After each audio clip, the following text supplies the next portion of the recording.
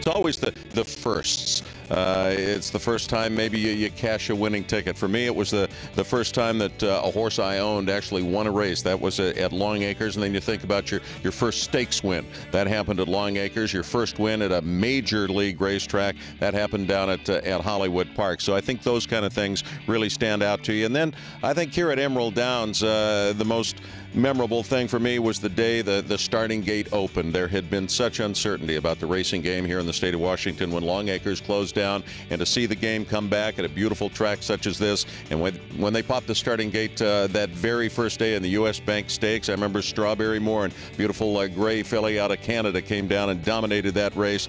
Getting a chance at the 1998 Belmont Stakes to stand in the owner's box next to Mike Pegram, of course, who was from Mount Vernon at the time, and Bob Baffert. I had met Mike by happenstance at the Breeders' Cup a year earlier and got the station to send me out there, and he found me out there and did an interview on Friday, and then I'll never forget him asking me, so you want to watch the race with me down in the box with Baffert, and and he had I think his nephew or something on his shoulders, and I'm standing next to him, and I'll never forget that feeling of real quiet making the turn and up by 8. I mean, it felt like up by 8, and it was like, I'm going to be in the winner's circle photo for the first Triple Crown in, I think it was a longer stretch than it had been before, longer than the 25 years it had been before. And it was a long stretch. And Gary Stevens, another Northwest nightmare as it turned out, had something to say about that one at the end.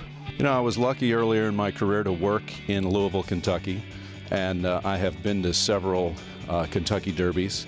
I was there for Affirmed and Alydar, which was just phenomenal, that whole Triple Crown series with those two horses. I was an Alydar fan, so I came up short all 3 times, but what great races they were. I was there the next year for Spectacular Bid when he won 2 out of 3. So on the national level, those are the highlights, I think. My favorite memory, without a doubt, is Secretariat at the Belmont in 1973. I like all of his Triple Crown races. I've watched them all hundreds of times. But there's something so amazing about the Belmont and just the astonishment in Chick Anderson's voice. And you can tell he kind of takes his glasses down and he says he's out there all alone. He's a quarter of a mile ahead of the other horses. It's just amazing. I would say the back-to-back 05 and 06 miles. 05 was Herman Sarkowski's no giveaway at the top of the stretch, finding a lane, and the longest shot ever coming in, and I happened to have the ticket, so I felt great about that. But just any time a long shot wins, it's so much fun. And then topped maybe the next year by the greatest stretch duel the track's ever seen, with Papichulo and Flamethrowing Tex just banging into one another and bumping into one another, and Flamethrowing Tex getting Jim Penny his 5th mile win. That was just an amazing afternoon. John Lindley, author of Emerald Downs' popular tip sheet Parkers, also does a great job producing our race notes, available at emeralddowns.com or free of charge at customer service centers. Lindley explains the process. What I do is I'm here live every day like many other racing fans. I watch the races live, I watch the replays on track. I also get a tape which shows me 4 different views. The first view is the pan view, which everybody sees. The second view is a head-on view, which also is available. And there's 2 other views that are used maybe by the stewards for inquiries that I get.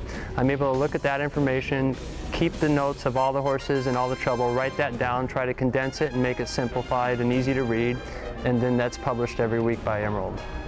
Here's an example outlined in race notes. Lil Squirt last summer at Emerald Downs. Little Squirt is on their heels, going pretty well, but nowhere to run. Follow your shot on the outside. At emeralddowns.com, there's some details on her less than perfect trip that day. Steadied twice early to mid-turn when behind horses along the inside. Lil Squirt is back again, still trying. Here she is with a half-mile work in 50 1/5 on Thursday, March 13th. The 2008 season arrives Friday, April 18th.